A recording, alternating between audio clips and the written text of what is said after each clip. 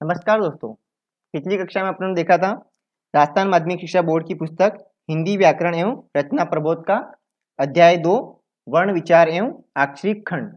आज हम देखने वाले हैं इसके अभ्यास प्रश्न। ठीक है, तो इन प्रश्न को देखने से पहले इस अध्याय में अपने क्या क्या पढ़ा था उसका थोड़ा सरसरी निगाह से देख लेते हैं कि अपने इस अध्याय में कल क्या क्या अध्ययन किया था। ठीक है, तो इसको एक बार थोड़ा देख लेते हैं। हमने देखा था कि भाषा की सबसे छोटी इकाई होती है वर्ण, और जिसके अपने और भी छोटे टुकड़े नहीं कर सकते। ठीक है, ये देख लिया था। भाषा का मूल आधार वर्ण होता है ना। भाषा का मूल आधार क्या होता है? वर्ण। और वर्णों के अभाव में भाषा की संरचना नहीं हो सकती है। और हिंदी में वर्णों की संख्या कितनी बताइए? 44 बताइए। ये शुद्ध वर्ण है, जिसमें 11 तो स्वर हो गए और 33 व्यंजन हो गए। इन वर्णों को वापिस दो भागों में बांटा गया है, स्वर और व्यंजन। स्वर और व्यंजन बांटा गया है। और स्वर की परिभाषा भी अपने देखी थी, जो वर्ण बिना किसी दूसरे वर्ण की सहायता के बोले जा सकते हैं, मतलब जिनका उच्चारण अपने किसी दूसरे वर्ण की सहायता नहीं लेके जिनका उच्चारण अपने कर सकते हैं, वो कहलाते हैं स्वर। और अपने देखा था कि स्वर 11 होते हैं, अ आ इ ई उ ऊ री ए ऐ और ओ औ। ठीक है, अब स्वर के भी दो भेद थे। कौन से? ह्रस्व स्वर और दीर्घ स्वर। ठीक है, ह्रस्व स्वर और दीर्घ स्वर देखे थे। फिर देखा था अपनों ने व्यंजन। तो व्यंजन की परिभाषा क्या है? जो वर्ण स्वरों की सहायता से बोले जाते हैं वे व्यंजन कहलाते हैं। और व्यंजन का जो मूल रूप है वो क्या होता है? स्वर रहित होता है। ठीक है, इसके बाद देखा था अपनों ने व्यंजन को दर्शाते हैं कैसे, कि अगर व्यंजन दर्शाना है तो कैसे लिखेंगे? वर्ण लिख के उसके नीचे हलंत लगा देंगे। जो व्यंजन वाला वर्ण है, जिसे क है, तो इसको लिख के नीचे हलंत लगा देंगे, मतलब ये व्यंजन है ना। अगर इसमें हलंत नहीं लगाया तो ये क्या हो गया? ये व्यंजन थे, पर इसमें साथ में स्वर भी मिला हुआ है ना। हल चिन्ह से ये दर्शा सकते हैं अपने कि व्यंजन बिना स्वर के है। ठीक है, जैसे अपराहन, पाठ्य, विद्या, पट्टा आदि इन्होंने आदि दे रखे हैं। इसमें अपने देखा था ये ह है, ठ, ये सब क्या है? व्यंजन है ना। इनमें स्वर मिला हुआ नहीं है। फिर अपने स्वर और व्यंजन के उच्चारण स्थान देखे थे, और व्यंजनों को ये 5 वर्गों में बांट रखा है। क वर्ग, च वर्ग, ट वर्ग, त वर्ग और प वर्ग, है ना। इन वर्गों में बांट रखा है। इनके उच्चारण स्थान देखे थे कि कहाँ से इनका उच्चारण होता है। फिर इनकी ध्वनि के नाम क्या है, मतलब कंठ, उनका उच्चारण स्थान कंठ है तो उसको कंठ ध्वनि भी कहते हैं। ठीक है, इसके बाद अपनों ने देखा था नासिक व्यंजन। कौन कौन से ये नासिक व्यंजन? नासिक व्यंजन 5 होते हैं, अंग, इय, ण, न और म। फिर अंतस्थ व्यंजन य, र, ल, व। और आपको मैंने एक चीज और बताई थी, ये य और ये व, ये क्या कहलाते? दोनों, ये दोनों अर्ध स्वर भी कहलाते हैं। फिर अपनों ने ऊष्म व्यंजन देखे थे। ठीक है, उसके बाद देखे थे अपने संयुक्ताक्षर, है ना। तो संयुक्त व्यंजन, ये संयुक्त व्यंजन कितने? 4 हैं। और संयुक्त स्वर वो भी 4 हैं, है ना। टोटल संयुक्ताक्षर पूछे तो वर्णमाला में कितने होते हैं? 4 + 4 8 होते हैं। ठीक है, 4 + 4 8 होते हैं टोटल संयुक्त अक्षर। अगर अपन देखें ना तो 4 तो होते हैं स्वर और 4 ही होते हैं व्यंजन। और इनका निर्माण किन किन वर्णों से मिलकर बनता है वो भी देखा था अपने, क्ष का, त्र का, ज्ञ और ये श्र। ठीक है, इसके बाद अब हम अभ्यास प्रश्न पे आते हैं। तो अभ्यास प्रश्न करने से पहले कुछ महत्वपूर्ण नोट्स है, तो उनको देख लेते हैं एक बार। ठीक है, अब जैसे वर्णों को 2 भागों में बांटा गया है, तो ये अपन जान लिया था, स्वर और व्यंजन। इनकी परिभाषा ये भी अपन देख लिया था। मूल रूप से व्यंजन कितने होते हैं? 33 होते हैं। और स्वर कितने होते हैं? 11 होते हैं। और दोनों को मिला के 44 शुद्ध वर्णों की संख्या बताई गई है। अब स्वर के भेद भी देखे थे अपनों ने। कौन सा? ह्रस्व स्वर और दीर्घ स्वर, है ना। तो ह्रस्व स्वर को लघु स्वर भी कहते हैं, मूल स्वर भी कहते हैं, और इन्हीं को कोमल स्वर भी कहते हैं। कोमल स्वर के हिसाब मतलब कोमल स्वर भी इनको कहा जाता है। फिर दीर्घ स्वर को संधि स्वर भी कहा जाता है। ठीक है, और इनको कठोर स्वर भी कहते हैं। ठीक है, अब दीर्घ स्वर में भी 2 हैं, एक तो है यौगिक स्वर और एक संयुक्त स्वर। अब यौगिक स्वर कैसे? जैसे ये आ है तो अ प्लस अ मिलकर आ बनता है। ये ई है तो ई प्लस ई मिलके बड़ी ई बनती है। ऊ है तो छोटा ऊ प्लस छोटा ऊ मिलके बड़ा ऊ बनता है। तो ये तो मतलब समान स्वरों के मेल से जो बनते हैं स्वर वो यौगिक स्वर कहलाते हैं, और असमान स्वरों के मेल से बनते हैं उनको कहते हैं संयुक्त स्वर। ठीक है, ए ऐ ओ औ ये संयुक्त स्वर, ये 4 आपको मैंने बताए थे, है ना। तो टोटल संयुक्त अक्षर वर्णमाला में कितने हो गए? 8। 4 तो ये स्वर हो गए और 4 ही व्यंजन हो गए। ठीक है, अब ये संयुक्त स्वर बनते कैसे हैं? तो अ प्लस ई से बनता है ए, फिर अ प्लस ए से बनता है आई, और अ प्लस उ से बनता है ओ, और अ प्लस ओ से बनता है औ। ये चारों संयुक्त स्वर है। ठीक है, तो आप इनको अच्छे से एक बार देख लेना। फिर आता है ग्रहित स्वर, है ना, ये ग्रहित ध्वनि। तो ये अंग्रेजी से अपने लिया है, जैसे ओ, और बताया था मैंने आपको ऑफिस, है ना, डॉक्टर, इन सब में अंग्रेजी की ग्रहित ध्वनि का प्रयोग किया जाता है। और ये फारसी ध्वनियां हैं, क, ख, ग, ज, फ, है ना, तो इनका भी हिंदी में प्रयोग होता है। फिर अपने 2 वर्ण देखे थे, अयोगवा, है ना। अब इनको अयोगवा कहते क्यों है, ये भी अपने देखा था कि इनका जो उच्चारण है वो न तो स्वर के जैसा होता है और न ही व्यंजन के जैसा, है ना, इसलिए इनको अयोगवा कहते हैं। ठीक है, उसके बाद देखा था अपने स्वरों का वर्गीकरण। तो ये आपके पाठ्य पुस्तक में नहीं है ये, पर आप आगे जब भी कुछ अगर तैयारी भी करते हो तो उसके लिए इंपॉर्टेंट है। तो जीवा के भाग के आधार पर स्वरों को वर्गीकरण किया गया है, अग्र स्वर, मध्य स्वर और पश्च स्वर। ठीक है, तो अग्र स्वर में ई और ए आई आते हैं अग्र स्वर में, मध्य स्वर में आता है अ, और पश्च स्वर में आता है आ, उ और ओ औ। ठीक है, ये तो हो गए जीवा के भाग के आधार पर स्वरों का वर्गीकरण कर रखा है। फिर ओष्ठाकृति के आधार पर वर्तुल, फिर अर्धवर्तुल और अवर्तुल, है ना। तो वर्तुल में उ और ओ औ आता है, और अर्धवर्तुल में अ और आ आते हैं, और अवर्तुल में आता है ई और ए आई। इनको आप एक बार अच्छे से समझ लीजिएगा। ओष्ठाकृति के आधार पर कितने हो गए? वर्तुल, अर्धवर्तुल और अवर्तुल। ठीक है, अब आगे देखते हैं। फिर मुखाकृति के आधार पर भी इनको स्वरों को बांटा गया है, संवृत स्वर, अर्ध संवृत स्वर, विवृत स्वर और अर्धविवृत स्वर। संवृत स्वर में कौन से कहते हैं? ई उ। अर्ध संवृत स्वर ए ओ, विवृत स्वर ओ आ होता है ना। विवृत स्वर कौन सा होता है? आ, ये ध्यान रखना आपको, विवृत स्वर एक ही है आ, और अर्धविवृत अ होता है, आई होता है और औ होता है। ठीक है, अब श्वास की मात्रा के आधार पर भी स्वरों को 2 भागों में बांटा गया है, तो ह्रस्व स्वर और दीर्घ स्वर। ये तो आपको मालूम ही है, चारों जो लघु स्वर भी है ये श्वास की मात्रा के आधार पर इनका विभाजन किया हुआ है, और ये दीर्घ स्वर है। फिर उच्चारण के आधार पर देख ही लिए तो अपने ने, कंठ, तालु, मूर्धा, ओष्ठ। कंठ तालु को कंठ तालव्य ध्वनि कहते हैं, और कंठ ओष्ठ। ठीक है, तो कंठ में आपको ये क्रम याद रखना है, ये वाला क्रम आपको याद रखना है, उसके हिसाब से फिर आप ये कर पाओगे। जैसे कंठ, तालु, मूर्धा, ओष्ठ, कंठ तालु और कंठोष्ठ, ये क्रम याद रहेगा तो फिर आपको अ आ, ई, फिर मूर्धा में री, ओष्ठ में उ, और कंठ तालु में ए आई, और कंठोष्ठ में ओ और औ।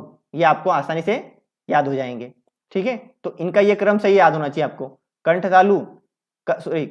तालु, मूर्धा, ओष्ठ, कंठ तालु और कंठोष्ठ। तो ये उच्चारण के आधार पर वर्गीकरण हो गया।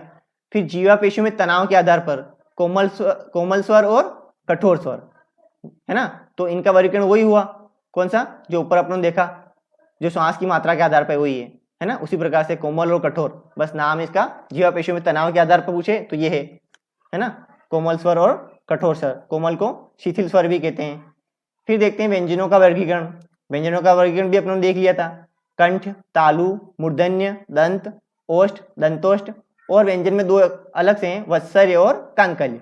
तो इनका ज्यादा कोई वो नहीं है, आपको इनका एक ही वर्ण है तो आसानी से याद हो जाएंगे। वत्सर्य में र आता है और कांकल्य में ह आता है। ठीक है, कंठ में क वर्ग आ गया, तालु में च वर्ग आ गया, और क वर्ग के अलावा क्या आ रहा है अपने को? विसर्ग ध्वनि। विसर्ग ध्वनि कौन सी है? जो ह है वो, है ना, तो ये भी कंठ ध्वनि में गिनी जाती है। तालु में च वर्ग पूरा आ गया, और य और श 2 ये याद रखने हैं। फिर मूर्धन्य में ट वर्ग आ गया, है ना, मूर्धन्य में ट वर्ग है, और उधर स्वरों में कौन सा है? री है, वापिस ध्यान रखना आपको। तो ट, ठ, ड, ड़, ण, है ना, ये हो गए, और ये ण और ढ, और फिर ये श। ठीक है, ये भी हो गए। दंत में पूरा त वर्ग पूरा आ गया, और ल और स आ गया ये। फिर ओष्ठ में प वर्ग पूरा आ गया, है ना, प, फ, ब, भ, म, है ना, तो ओष्ठ में क्या है? ये प वर्ग पूरा आ गया।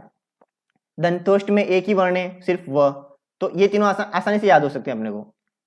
दंतोष्ठ सिर्फ व वर्ण है, वत्सर्य में र है, और कांकल्य में ह, ये व्यंजन है, सॉरी, है ना। तो ये दंतोष्ठ में व, वत्सर्य में र और कांकल्य में ह। ठीक है, फिर आगे देखते हैं उच्चारण प्रयत्न के आधार पर। उच्चारण प्रयत्न के आधार पर बांटा गया है। तो स्पर्श व्यंजन, स्पर्श व्यंजन कौन से होते हैं? जो पांचों वर्ग है ना, क से लेकर म तक, क च ट त प, पांचों वर्ग के पांचों वर्ण है ना, पांच, तो 5 गुणा 5 25 हो गए। 25 जो वर्ण है व्यंजन, ये स्पर्श व्यंजन कहलाते हैं। और स्पर्श संघर्षी है तो जो च वर्ग के पांचों वर्ण है ना, वो स्पर्श संघर्षी कहलाते हैं। च, छ, ज, ज और इय, ये क्या है? स्पर्श संघर्षी व्यंजन है। तो आपसे कोई पूछे कि स्पर्श संघर्षी व्यंजन कितने होते हैं, तो 5।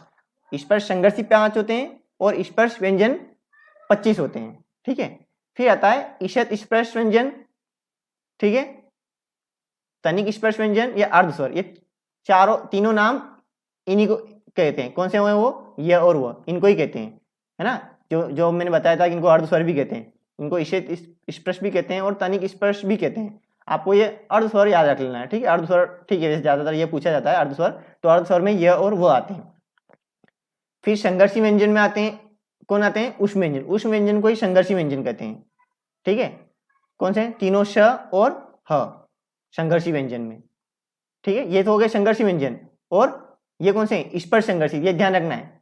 संघर्षी पूछे तो तीनों स और ह हो गए, और स्पर्श संघर्षी पूछे तो 5 व्यंजन जो च वर्ग आता है, और स्पर्श व्यंजन ये 25 हो गए। तो थोड़ा ये अंतर आपको ध्यान रखना है। फिर आता है नासिक व्यंजन। तो नासिक व्यंजन आपको मालूम ही है, पांचों वर्ग के अंतिम वर्ण, पांचों जो वर्ग है क च ट त प, उनके अंतिम वर्णों को नासिक व्यंजन कहा गया है, ये पांचों, और इनको पंचम वर्ण भी कहते हैं। ठीक है, फिर आता है उच्छिप्त व्यंजन, ड़ और ड, इन दोनों को उच्छिप्त व्यंजन कहते हैं, है ना। द्विस्पर्श भी इन्हीं को कहते हैं, ताड़नजात भी इन्हीं को कहते हैं, और द्विगुण व्यंजन भी इन्हीं को कहते हैं, ड़ और ढ को। ठीक है, फिर आता है, थोड़ा ध्यान रखना आपको, पार्श्विक व्यंजन ल होता है, और लुंठित या प्रकंपित व्यंजन होता है र। पार्श्विक कौन सा हो गया? ल हो गया, और लुंठित और प्रकंपित व्यंजन हो गया र। ठीक है, फिर ये संयुक्त व्यंजन अपन देख ही लेते हैं, क्ष, त्र, ज्ञ और श्र, और इनका विस्तारित रूप भी अपने देखा था। क आधा श और अ के मेल से क्ष बनता है, त आधा र और अ के मेल से त्र बनता है, आधा ज और आधा इ और अ के मेल से क्या बनता है? ज्ञ, ज्ञानी वाला, और आधा श आधा र और अ, इनके मेल से क्या बनता है? श्र बनता है ना। मतलब दोनों ये व्यंजन तो दोनों आधे हो गए हलंत लगा के, और इनमें अ स्वर मिल जाता है, फिर इनसे ये व्यंजन बनते हैं। अब फिर आगे देखते हैं स्वर तंत्रों में कंपन के आधार पर व्यंजनों का वर्गीकरण। तो अघोष भी है और सघोष भी, मतलब अघोष और घोष, घोष को सघोष भी कहते हैं। तो इनमें कौन कौन से व्यंजन आते हैं? तो अघोष में आते हैं प्रत्येक वर्ग, मतलब प्रत्येक वर्ग कौन सा? क च ट त प, उनके पहले और दूसरे वर्ण। ठीक है, पहले और दूसरे वर्ण दोनों आते हैं, और तीनों श, ये कहलाते हैं अघोष व्यंजन। याद रहेगा आपको, अघोष में आते हैं पांचों वर्ग के पहले और दूसरा वर्ण, पहला और दूसरा व्यंजन, और तीनों श। फिर घोष में आता है पहला दूसरा इसमें आ गया, तो बचे क्या? तीसरा चौथा पांचवा, ये पांचों वर्ण, तीसरा चौथा पांचवा तीनों वर्ण पीछे के, और य र ल व, मतलब अंतस्थ व्यंजन और समस्त स्वर। समस्त स्वर कितने? 11। तो आपको कोई पूछ ले कि वो व्यंजन सॉरी स्वर के स्वर किस में आते हैं, तो स्वर किस में आते हैं? घोष में आते हैं, है ना, घोष वर्णों में आते हैं ये। ठीक है, फिर आता है श्वास की मात्रा के आधार पर। तो श्वास की मात्रा पर भी आधार पर दो भागों में बांटा गया है, अल्प प्राण और महाप्राण। ठीक है, तो अल्प प्राण में क्या आता है? प्रत्येक वर्ग का पहला, तीसरा और पांचवा वर्ण। ठीक है, और य र ल व भी आते हैं, और तीनों श और ह, मतलब ये उष्म व्यंजन भी आते हैं महाप्राण में फिर, और प्रत्येक वर्ग का दूसरा और चौथा वर्ण आता है।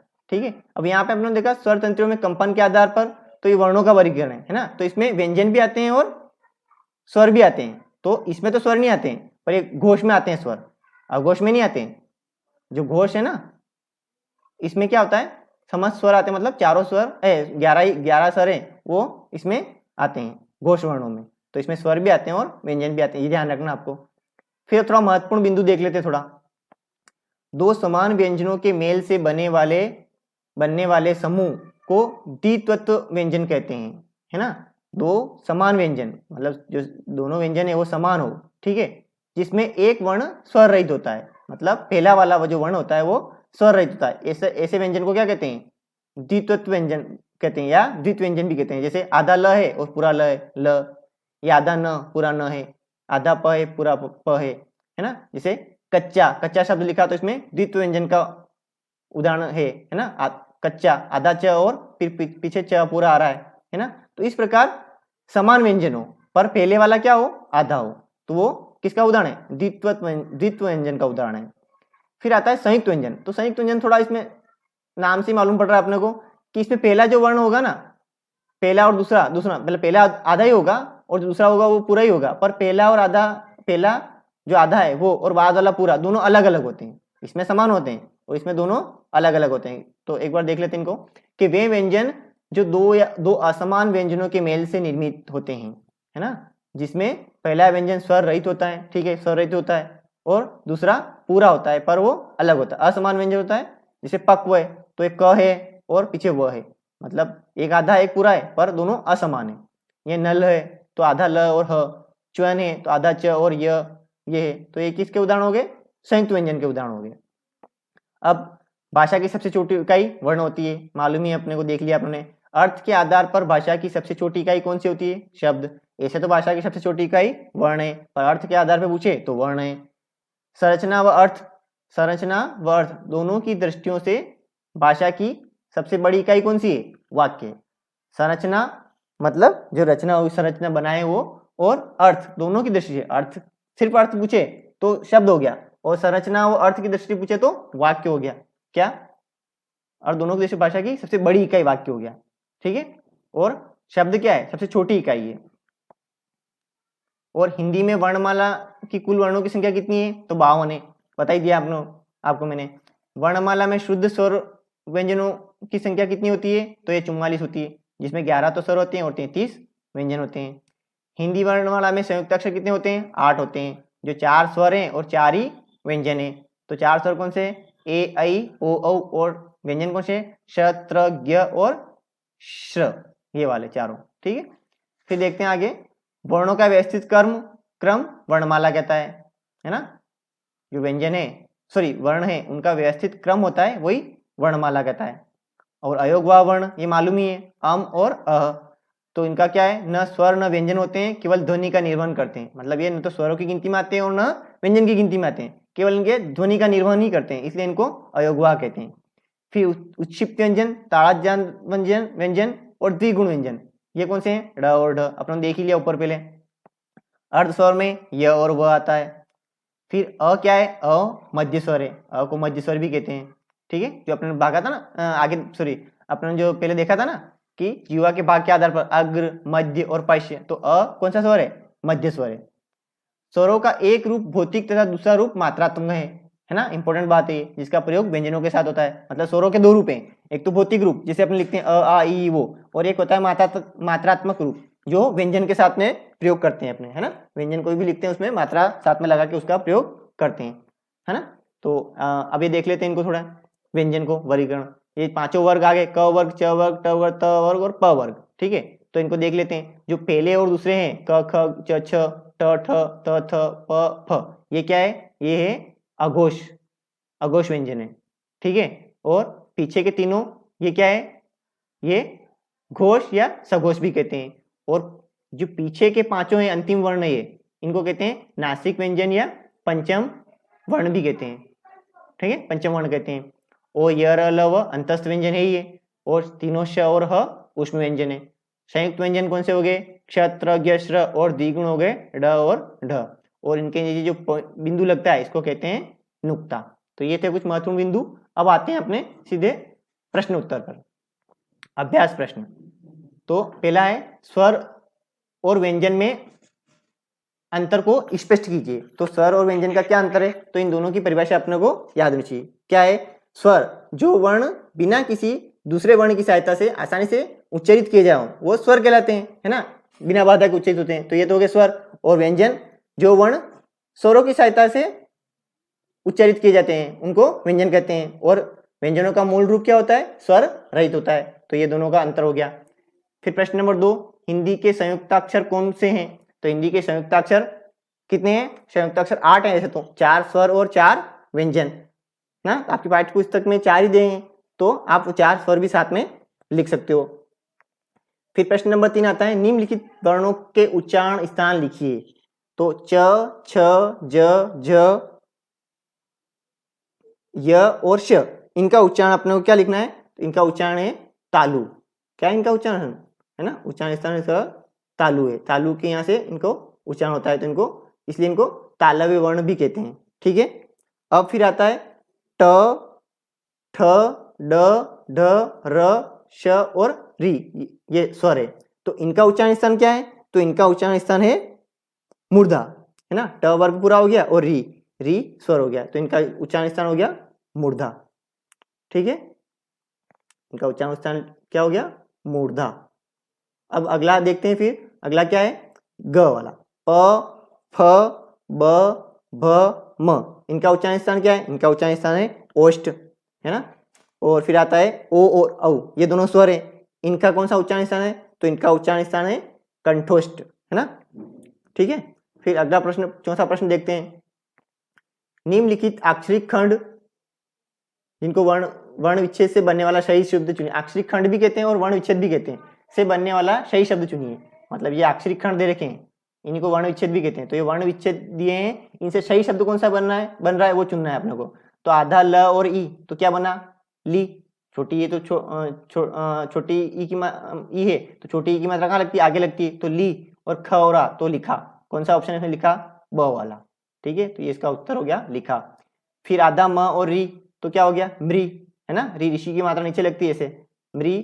द और आ, तो मृदा। तो मृदा कौन सा हो गया इसमें? स वाला, ये मृदा। फिर र और उ, है ना। र है उसमें बड़े उ की मात्रा है, तो रू हो गया, बड़ा रू। फिर प और अ, तो रूप। तो इसमें रूप देखो, अब इसमें आपको थोड़ा ध्यान रखना है कि ये रूप आएगा कि ये रूप आएगा, ये गलत है। हमेशा रूप शब्द बड़े रूप ऐसा बनता है। ठीक है, तो ये पहला वाला अ वाला सही हो गया। फिर अगला है चौथा, ब और र, है ना। फिर अ, तो ब और आधा र, तो क्या बनेगा? ब्र। ब्र और अ, ये ब्र हो गया। और ज और अ, ब्रज, है ना। तो ब्रज कहाँ है इसमें? ये ब्रिज है, ये बरज है, तो ये ब्रज, ये ब्रज। ठीक है। फिर अगला देखते हैं, निम्नलिखित शब्दों का अक्षरिक खंड या वर्ण विच्छेद कीजिए। मतलब अक्षरिक खंड भी कहते हैं और वर्ण विच्छेद भी कहते हैं, तो इनको लिखना है अपने को, इनका वर्ण विच्छेद करना है। वाक्य, तो वाक्य में क्या आएगा? आधा व आएगा, है ना। आधा व हलंत वाला, फिर प्लस लगा के, ये व थोड़ा ऐसा सही लिख देता हूं मैं, ये व इसके नीचे हलंत लगा देंगे। आधा व प्लस फिर आ, है ना। आधा व के बाद आ, फिर प्लस आधा क है ये, तो आधा क नीचे हलंत लगा दो, फिर प्लस हो गया और ये हलंत वाला आधा लिख दो और प्लस अ, ये हो गया वाक्य का। ठीक है। इस प्रकार फिर ग्राम का देख लीजिए, तो ग्राम का क्या बनेगा? ग आधा ग, है ना। फिर र आधा, फिर आ, फिर प्लस म आधा और अ, ग्राम बन जाएगा ऐसा। फिर हिंदी का देखेंगे तो अपने ह बन जाएगा आधा, फिर छोटी ई की मात्रा लग जाएगी, प्लस न आधा लग जाएगा, प्लस न आधा है, हिंदी की है तो आधा ही लिखना है, फिर अ का तो लगाना ही नहीं इसमें, फिर द आधा लग जाएगा और बड़ी ई की मात्रा लगाएगी मत लग जाएगी, तो बन जाएगा हिंदी। फिर दीर्घ देखते हैं, दीर्घ में कैसे बनेगा? दी है, तो दी का वर्ण विच्छेद द, ये आधा कर दिया, प्लस बड़ी की मात्रा है तो बड़ी ई लगा दो आप, ये बड़ी ई हो गई। ठीक है, बड़ी हो गई। उसके बाद क्या है? घ, प्लस घ है, तो घ के ऊपर कौन सी मात्रा है? दीर्घ। तो इस दीर्घ का उच्चारण करते हैं ना, तो अपने देखते हैं दीर्घ, घ से पहले र का उच्चारण आ रहा है। ठीक है, तो फिर यहाँ पे आ जाएगा आधा र, ये आधा र, जो र रेफ वाली मात्रा है, र, फिर प्लस आएगा घ, घ आ गया, और प्लस फिर आ जाएगा अ, है ना। ये तो ये हो गया दीर्घ का वर्ण विच्छेद, ये आधा कर देना घ इसको। ठीक है, तो इस प्रकार अपने ने ये अध्याय 2 देखा। कैसा लगा आपको? ये कक्षा कैसी लगी आपको? अवश्य बताइए, और वीडियो को लाइक और शेयर कीजिए। मिलते हैं अपनी अगली कक्षा में, तब तक के लिए धन्यवाद।